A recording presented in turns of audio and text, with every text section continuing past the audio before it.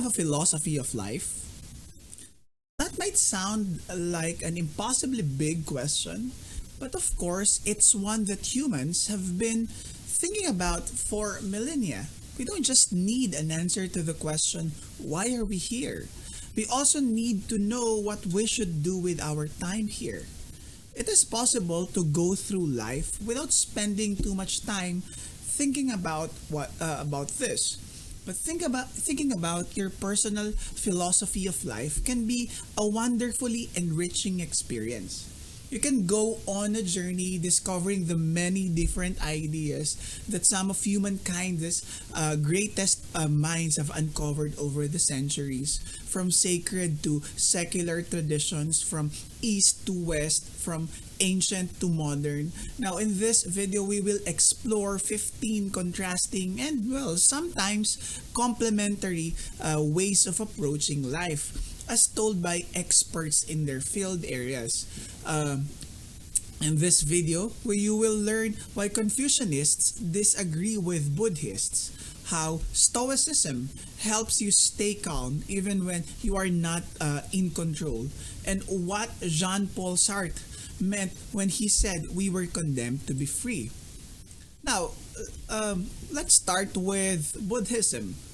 In March 2000, high in the Himalayas, Buddhism expert Owen Flanagan was lucky enough to find himself in the company of the Dalai Lama.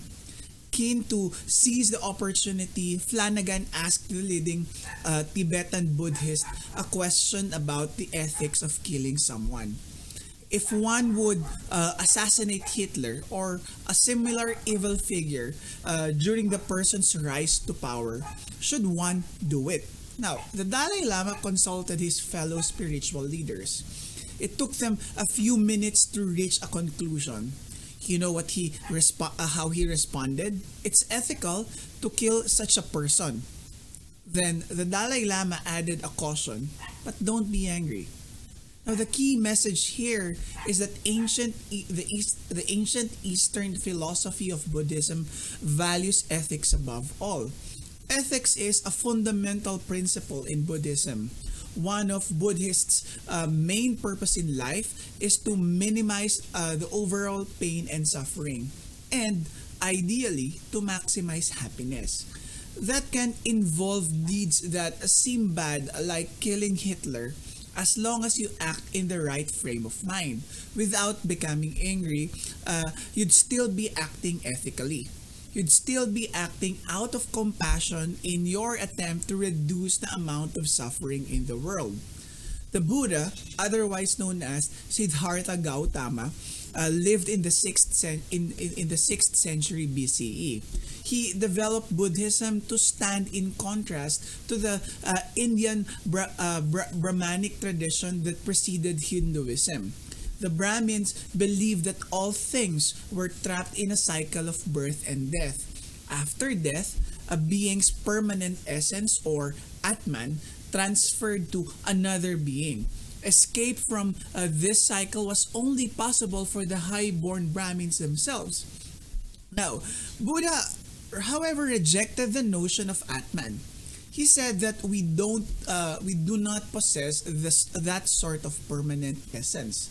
Rather, he claimed that everything was impermanent. So, instead of striving for the release of one's essence into the universe, Buddhism teaches that we should aim to obtain nirvana or salvation by leading good, selfless, ethical lives. One thing to note is that Buddhism might help you reach some state of serenity, but you have to consider that this is not the point. Buddhism is actually not about you. It's about the good that you can do for the world overall. Now, we just learned that Buddhism isn't about you as an individual. It takes an outward-looking view instead. But in doing so, does it lose the focus on reality of life? Some followers of Confucius have claimed it does. For them, not thinking about oneself is like closing your eyes so you can't see your nose. Just because you cannot see it doesn't mean it's not there. For Confucians, living a good life isn't about denying the self. It's about acknowledging the self as part of the relationship that defines us all. Another ancient philosophy, Taoism, also embraces one's place in the world, but emphasizes the importance of acting in harmony with nature, that is. The key message in this part of the video is that Confucianism is about relationships, while Taoism teaches us to act in harmony with the world. Fundamental to Confucianism, according to the scholar Brian Van Norden, is the fact that we cannot exist independently of others. After all, our parents are the only reason we exist. So, in order to live well, we must maintain our relationships. In fact, we have bonds with everyone around us. The Confucian philosopher Wang Yangmin pointed out that everyone would naturally feel concerned for a child in danger. We'd also feel concerned for an animal in the same position, or even a tree. This compassion comes from being aware on some level that we are all deeply interconnected. Taoism shares Confucianism's sense of interconnectedness, but it places emphasis on nature. It embraces things on their own terms and never lets emotion cloud thought. Some people think that Taoism is just about being with nature, but there's more to it than just that. Our relationship with nature can represent the challenges we face in life. For example, one ancient story explained how the Taoist Dai Yu responded to an approaching flood. Rather than putting up defenses, he made new channels in his land to use the water's natural flow for irrigation. Thus, Dai Yu understood and accepted his situation and mastered it. A contemporary example of a Taoist mindset is what Professor Robin R. Wang calls the realtor's mentality. A realtor might work for 30 clients at once, knowing that only a couple will buy from him. Rather than getting frustrated by the low success rate, the realtor learns not to fixate on any one of his clients and calmly accepts the reality of that situation. In other words, the path to success isn't always a straight line. Taoism teaches us to embrace the zigzags we encounter. Now, the East wasn't the only place in the ancient world where multiple philosophies developed. The ancient Greek and Roman philosophers put forth their own values and views on how to live a good life. One such view is Aristotelianism. An Aristotelian is someone who follows Aristotle's teaching from his famous work Nicomachean Ethics. It's a philosophy that is realistic and honest, as Kaufman argues. Think of a very talented tennis player, someone who is good enough to count as one of the greatest of all time. If she leaves during a period when the competition is weak, she will never be able to prove her talent. That player simply won't have an opportunity to flourish. The key message here is that Aristotelianism encourages to flourish, but acknowledges that external factors also play their part. Aristotelianism recognizes that a simple rule book like philosophy is not enough on its own. What we all want is to flourish, to realize as much of our potential and as many of our goals as possible. That is known as a eudaimonic life. And if you've lived such a life, you should feel justly proud. Unfortunately, we're not all equally capable of this, just like the talented tennis player. Think of someone born in an unsupportive family, or someone whose life is ruined by a natural disaster. It's harder for these people to flourish through no fault of their own. That's a hard truth to accept, and despite Aristotelian's influence on modern thought, it's more common these days to cling to the belief that we're in control of our fates. But Aristotelianism acknowledges the truth that the truth is more complex than that. So, what can you do to live a good life? Well, even with the influence of external events, you should try to flourish as best as you can. And not just in one area, but in several. A wonderful artist, for instance, however talented he is, should take care of his family too.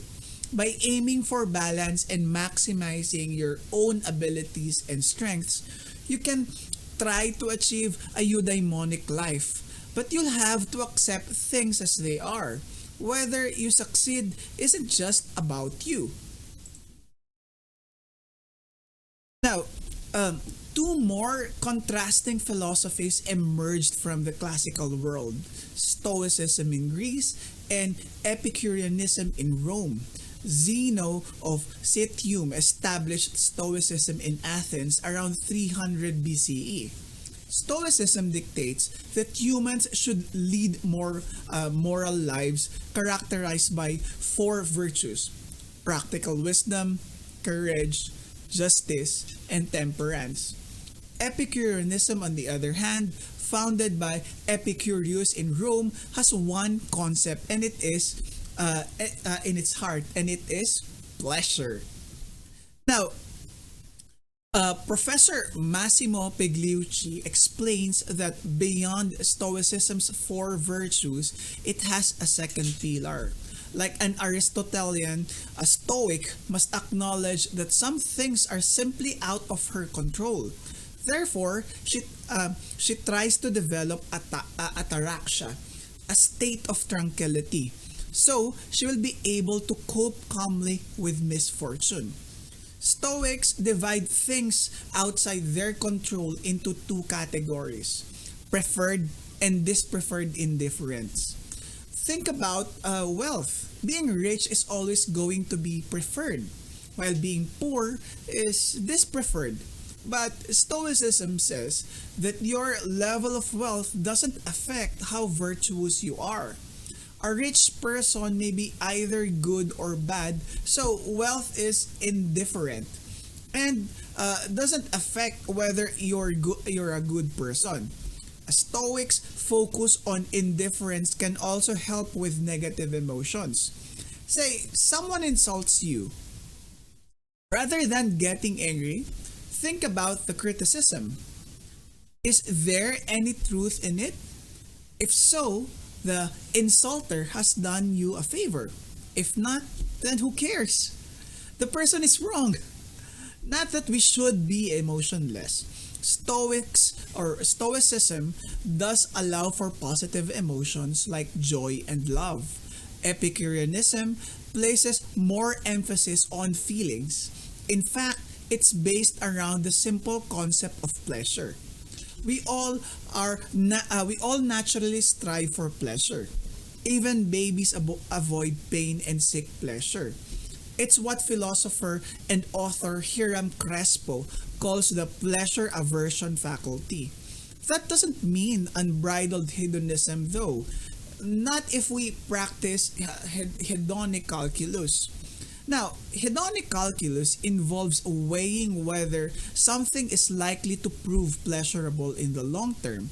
So, an epicure wouldn't simply drink all the beer in one evening. He would recognize that after a certain number of beers, the overall experience, hangover included, wouldn't be pleasurable. Conversely, some major decisions like studying at a university might be painful at first, but pleasurable in the long run. Epicureanism doesn't provide universal answers to moral questions. Instead, the best course of action is to use hedonic calculus to work out the most pleasurable solution. So, don't be overly serious and don't go through life and do go through life with a smile on your face. So far, we've looked at philosophical schools that don't have any gods. Although one of them, Buddhism, is in fact classified as a religion, but of course, theistic religions provide plenty of wisdom on how to live a good life. Although Hinduism boasts many gods, living a good life is predominant. Living a good life predominantly relates to the concept of karma. The idea that good or bad things may happen to you depending on how you or your past self have acted. By contrast, Islam upholds a set of scriptures that lay down God's words. And progressive Islam is a specific branch that puts humanity at its core.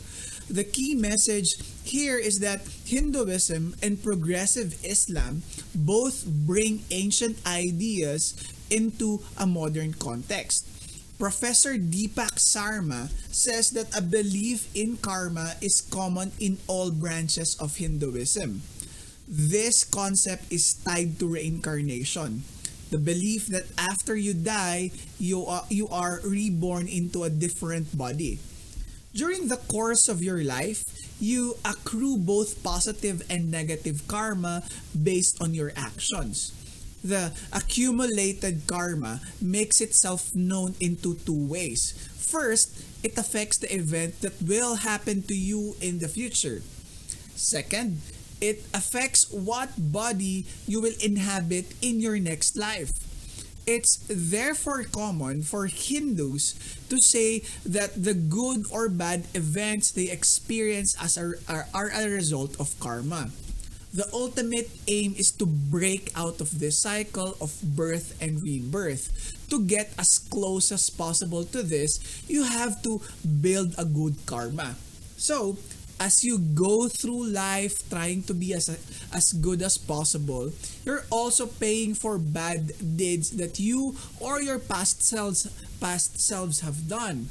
Another ancient faith, Islam, also has a lot to teach us today. In fact, one branch of this has developed pretty recently. Dr. Adis Dujeriha was attracted to progressive Islam because of its modern interpretation of his faith. Progressive Islam rejects extremism, champions social and gender justice, and embraces the multiple faiths that make up the modern world. Reason also plays a crucial role in progressive Islam. Since the scriptures are ancient, they don't always have a literal application in the modern world. Therefore, according to progressive Islam, it's intellect that drives forward our understanding of Islam today. This reinterpretation in a modern context is particularly important when it comes to morality. Here's an example. Muslim scriptures recognize that women are equal to men, rejecting practices like female infanticide. These views may seem obvious today, but they were originally ahead of their time. Interpreting these texts, then, we should stay true to their spirit and champion women's cause that are progressive today. Interpreting ancient scripture in a modern context is a challenge faced not just by Islam but also by Judaism and Christianity. And similarly, these two religions encourage the idea that our interpretation of sacred texts can vary. Rabbi Barbara Block, for instance, acknowledges that the Hebrew Bible isn't a work of philosophy. Rather, it's something that has been interpreted in many different ways throughout history. And this variety of interpretations gives Judaism its wonderful complexity. Similarly, public intellectual Alistair McGrath rejects the idea that Christianity is a particular collection of ideas. It's more about reflections, specifically contemplating the role of Jesus Christ. Now, the key message here is that in both Judaism and Christianity, scriptures provide an opportunity for reflection. Even the Talmud, a key Jewish sacred text, stresses the importance of variable ideas. It tells us a story about the houses of Shammai and Hillel. They're having a dispute about the correct interpretation of the law. A voice from heaven interrupts them, declaring a preference for the house of Hillel's view, but stresses that both are the words of the living God. We do not need to make choices, but multiple options may be valid. Prayer is also fundamental to Judaism, but Rabbi Bloch suggests that we shouldn't think of it as asking God for favors. Instead, prayer is good for our souls. It helps us with our decisions. For instance, a prayer may thank God for helping those in need, but it's up to us to actually go out and provide that help. In Christianity, it's also up to us to find meaning. Christian faith is more like a perspective than a fixed set of rules. As writer C.S. Lewis puts it, I believe in Christianity as I believe that the sun has risen, not only because I see it, but because by it I see everything else. So a question like, why is there suffering, draws varied responses. Some says that suffering allows us to grow. Martin Luther considered suffering as a reminder of mortality. St. Augustine argued that the presence of evil reminded us that other things were good. McGrath, on the other hand, offers another perspective.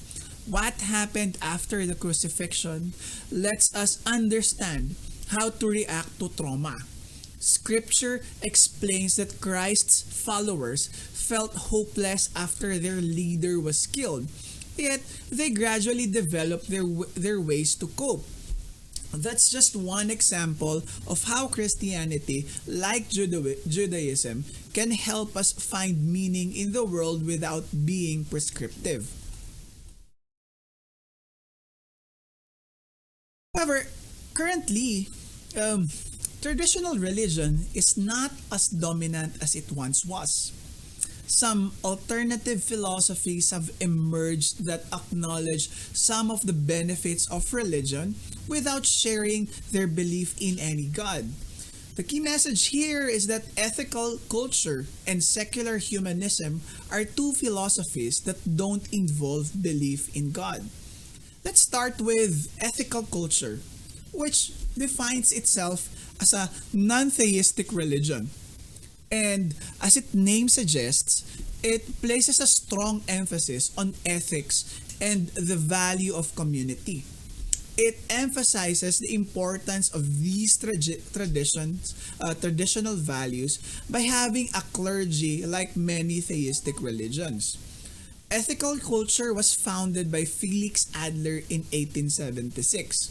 Adler originally studied to become a rabbi but only ever gave one sermon. In it, he presented an interpretation of Judaism as a secular religion. This radical view prevented him from becoming a rabbi, so he struck out on his own, and ethical culture realized the American transcendentalist Ralph Waldo Emerson's desire for a church of ethics.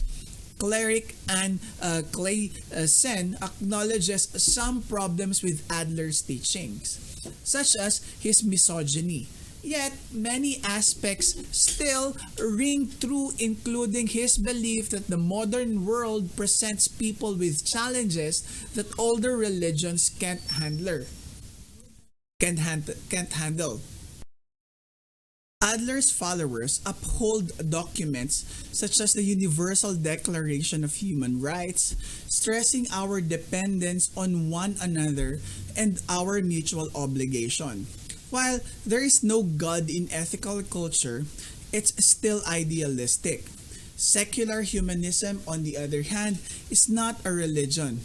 It's a non dogmatic philosophy that stresses the importance of independent thinking. Just like ethical culture, secular humanism encourages us to take care for each other, says John R. Shook, but without a religious framework. Various philosophical schools feed into secular humanism, including Aristotelianism and Stoicism, as well as utilitarianism and existentialism, which we will be talking about later. Guided by reason, secular humanism offers a practical way to understand and improve the human condition. The emphasis on reason means that secular humanism respects science deeply. Unlike some philosophies, secular humanism isn't meant to define your worldview exclusively. You can be other things too. However, if you consider yourself spiritual, then labels like religious humanists might be more accurate. What ethical culture and secular humanism share is the assertion that you don't have to believe in a God to lead a good ethical life. Now, did you choose to be born? Well, no, right? Neither did anyone else. That's the starting point of existentialism, the 20th century philosophy of Jean-Paul Sartre and Simone de Beauvoir. Having been born, we are conscious and free to make our own choices. Hence, Sartre's words were, we are condemned to be free. A little earlier, across the Atlantic, another non-religious philosophy emerged, American pragmatism. Like ethical culture, it drew inspiration from Ralph Waldo Emerson and his famous championing of self-reliance. But as Emerson also reminded us, we are only free within certain limits. The key message here is that existentialism and pragmatism both reflects on the ways in which we are free. There's something contradictory about existentialism, as Sky C. Cleary acknowledges. Actually calling yourself an existentialist contradicts what it's really about. We shouldn't let ourselves be defined by any particular set of beliefs. Instead, we should simply be authentic to ourselves. And as individuals, we're too complex to be summed up by a simple label anyway. Especially since we're all constantly changing. Sartre gave the example of a waiter who's good at his job. He comes to believe that being a waiter is what defines him. But no single role can ever define a person. We must acknowledge that things will change in the future just like they did in the past. The belief in change means that existentialism is not necessarily bleak. We should all aim to move beyond what we are right now and use our freedom to create meaningful lives for ourselves. As well, despite our inevitable subjectivity, relationships with others are crucial too. American pragmatism was founded by two Americans, William James and Charles Sanders Peirce. It's similar to existentialism in beginning with a pretty dark observation. Philosophy is far more than an intellectual game. It's something to live or die by. Fundamental or pragmatism, John Cagg and Douglas Anderson argue, is the precarious nature of life. we face huge challenges and the possibility of death is ever present. But it's possible to move forward all the same. Learning to navigate unstable terrain. James and Pierce had contrasting ways of doing this. James, on one hand, championed an individualistic approach to life, while Pierce stressed the importance of community.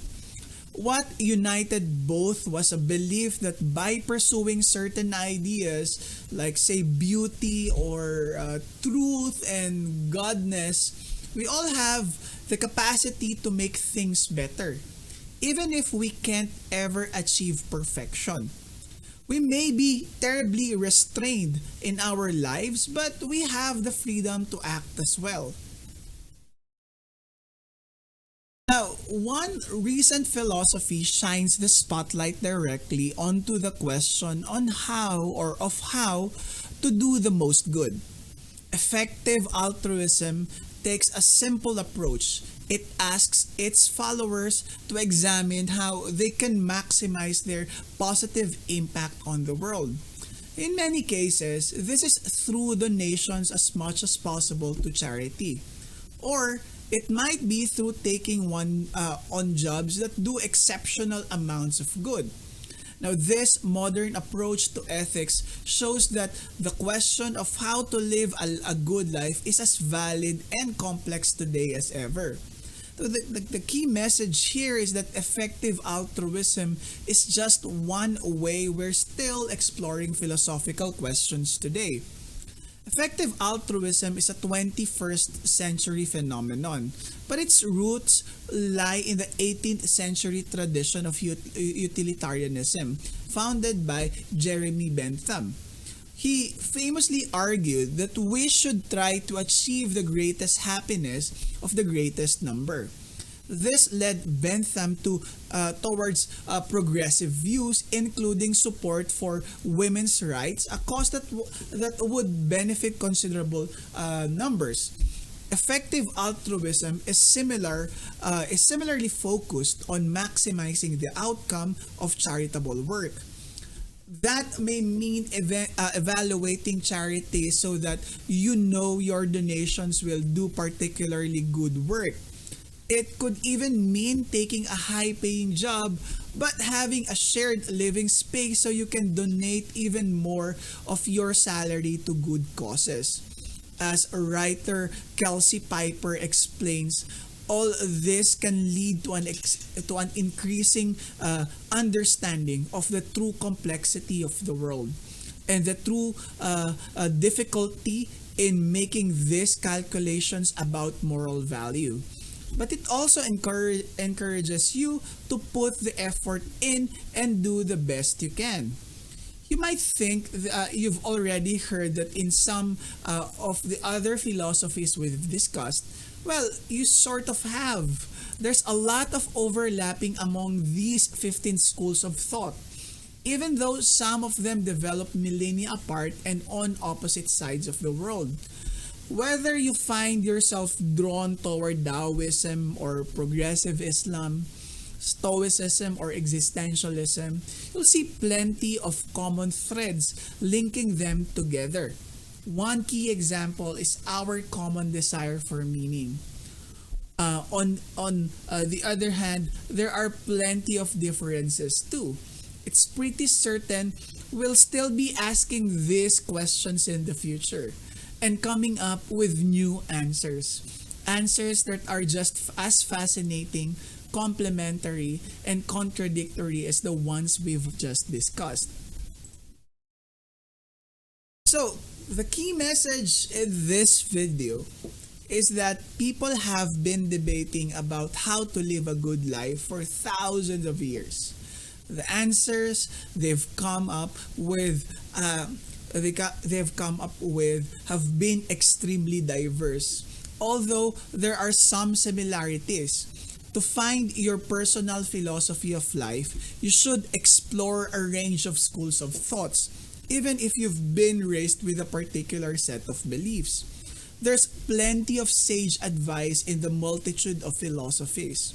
If you want an actionable advice, I want you to choose your own philosophy. This video is just a starting point for what could be a lifetime of explorations of different schools of philosophy in all their incredible richness. As Bruce Lee once said, absorb what is useful, discard what is not, add what is uniquely your own. You might find that one of the philosophies we've just discussed, or maybe two or three, particularly sparks your interest. Or you may feel you have some more exploring to do. Either way, there's a lot of things to discover. Now's the time to dive deep in your philosophical journey. Once again, my name is Dex Kamitan, and thank you for watching.